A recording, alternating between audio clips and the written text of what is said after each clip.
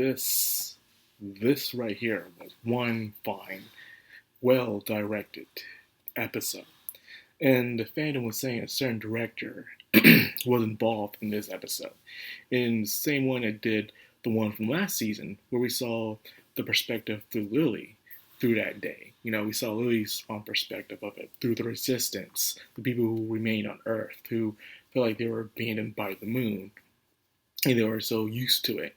Now we get to see the perspective through A2, as they have the secrets behind Yorha already, how they die and come back alive and die over again after very repeated suicide missions that were set up designed for failure, just to see how far the androids can go within the comeback. And then they die, and then they collect the data and then reprogram them all over again. However, not everything went the way it's supposed to. And I think this is what Yoko Taro fans wanted out of the series, which we have been getting. The problem is that people aren't being patient enough with it. And the thing is that we've been wanting extra side content. One of the things that we love more than the actual main story of Yoko Taro's work is the side content. The stuff that happens that's not inside the games or the manga, but instead we gotta find in books and stage plays and stuff like that. The red eye disease, the creation of the cathedral, the war that happened after ending E of Drakengard. Those are the things that bring us in. The beginning of the alien invasion and the machine war. Emil multiplying himself so many times to the point he loses his memory. These are all things that we all look forward to as we listen and watch or play his work. That side content. We just love the side content. And this is exactly what we got. We got a different perspective this time. But this time it's through number 2. It's funny how they call him number 2 instead of A2 or 2A. So it makes you wonder what kind of batch of androids they were. And already, and I keep saying this, is the threat of machine life forms. Imagine you were put into a war where you were destined to die. There's no true meaning just to collect data, and that is it. You're against an enemy that already knows your movements and already can overpower you. The machine life forms are so powerful that they were able to fire out lasers from the surface all the way from outer space. The amount of power and impact it takes to create that kind of weaponry is unbelievable. But then again, this is through the help of Emil in a way. Remember, they got their hands on, theory has it, they got their hands on a Emil copy, and they extract its power to create the new machine life forms, which causes them to use magic. As you've seen in the Drakengard and Nier games, as they use magic, this is how it's mostly displayed, which makes sense. Now, that being said, we see them crashing down and only really a small group of them survive. And we see the aftermath of the crash. They're just in these terrible, grotesque states. It's like, Jesus, man, it's not a good sight to look at all, man. So when I was watching this episode, it makes you feel like you weren't really watching the Nier Automata anime, but instead you're watching something else. In a way, you kind of were. You're watching that dark side of Yoko Taro that's not usually shown in the games, like the really dark stuff.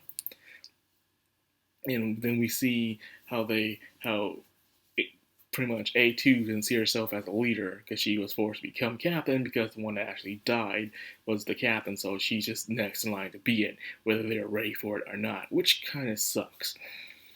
And then she's just like not knowing what to do, but had this high morale state. And they're being attacked by really powerful armies of the machine life forms, the one we've seen before. We just call them tanks. And then this is when they meet up with the resistance. And I love this setting in the resistance, where you see the resistance are inside the forest, is dark, is dim, and they're more aware of what's happening compared to the Yorha units are full of hope. They say they have to do the mission. They don't believe they've been abandoned by humanity. They still have hope. So you see them on the light side, even though they're the ones wearing black. and stuff, they're the ones who are full of hope and light, and they believe that there's some meaning to their war, while the other one's like, we're just trying to survive and stuff in the darkness. They see it's cute that they believe that kind of faith, even though it died years ago, but they can't help it. So you see that dynamic between the two, Side of the dark forest, they are not blinded, but because of that, they have not much hope within what they do, while the other ones do have hope because, ignorance is bliss. And we know the other things that happen throughout. They kind of rush through it, which is understandable. We've seen them like bonding, they're becoming family. The reason why they're named after flowers, it was cute and it was adorable, but you knew what was going to happen towards the end. You see them get wiped out bit by bit, the suicide mission that they had to go through. And then till they meet into the bunker and they find they have destroyed this network they believe will do anything, but the machine life form, the network system, is pretty much mocking them by using the voices of their halfway dead comrades, in a way, using them as puppets, just toying with them, laughing at them, saying what they're doing is meaningless. They weren't expected to make it this far. They were supposed to die earlier, but they survived. And then they realized some things that happened in that area that fascinated the machine network. They were resisting even though they're conscious and stuff. And the machines are so amused by this struggle of emotion that's happening that shouldn't be happening with these mechanics.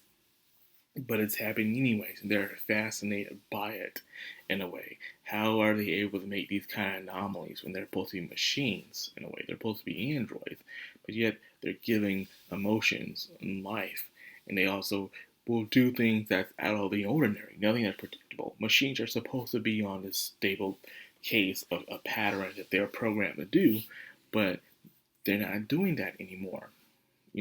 Like machines themselves, they were created by the aliens, but they saw themselves more superior to the aliens and saw the aliens as worthless, just like plants. They were just doing what they did based off instinct, despite how smart they were.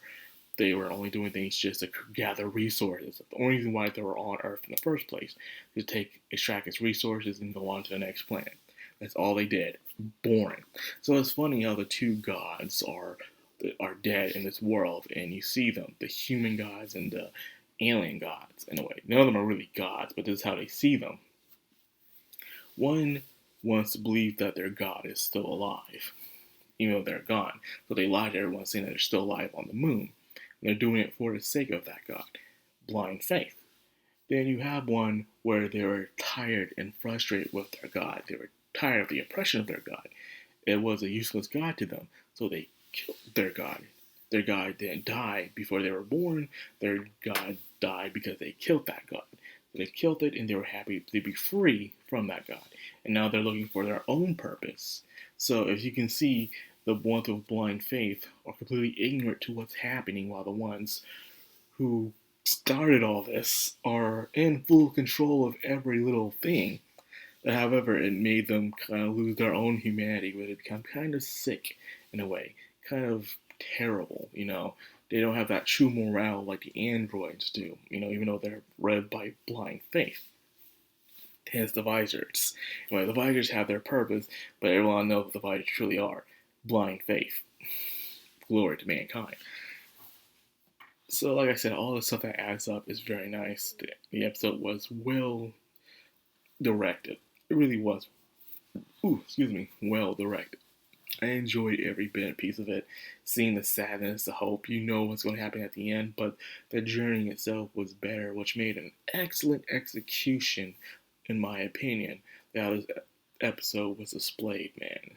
It really did hit me in the feels, even though I've already been through this. If you can take an event, like, you can take any form of event, a tragedy, whether it's fiction or reality, and you give it not the spin, but different personality perspective on it, it can make people fall in love with it, no matter how many times you do it. If you just try and reinvent the wheel of how a tragedy was happened, many people get tired of it. But if you do a different perspective on the same day, on the same way, but through a different eyesight, you think, oh, this is how this person saw the day. This is how a person had to go through that day. One person might be having a good day on this day, on that tragedy. One person might be having a bad day on that tragedy. One is unaware of it, just driving by, a bystander, and something happens. And each and every person has their own perspective how they perceive that tragedy. You know, one came in full of hope, was given a burden they weren't ready for, and they're the only ones to survive it besides Lily. Lily didn't have much hope because what her true purpose was a sexual release for other androids, and she became the leader she didn't expect herself to become. In a way, different paths kind of lead the same way sometimes, is what I'm trying to say. But yeah, man, this was amazing. Yeah, definitely one of the best episodes of the season right now. Perfect in a way. It was amazing. Now, what are they going to do on certain other episodes that you see, like the path of Pascal, or what 9S does, or the thing with Devil and Popola? There's so much they can do. I like to see how they change it up a bit. And I think what people are really looking forward to more is more side content. Like, for instance, are they going to do the thing of a mill? Are they going to? It'd be cool if they did the thing of a mill. And better yet, will they do the thing when it comes to, um, the epilogue? After the game ends, and they did the this year that they did during March and April, the stage performances where they were pretty much doing the epilogue, what happened after Nier Automata. Will they animate that? That would be amazing if they did that. I would love that very much. Hopefully they do that. That's what people really want. That's what I really want. So we'll see what they do. Anyways, that's all I got for this video. I hope you guys enjoyed. If you did, like, comment, subscribe, of course, hit that bell icon. This is the Macro. I'm Anime. Signing out.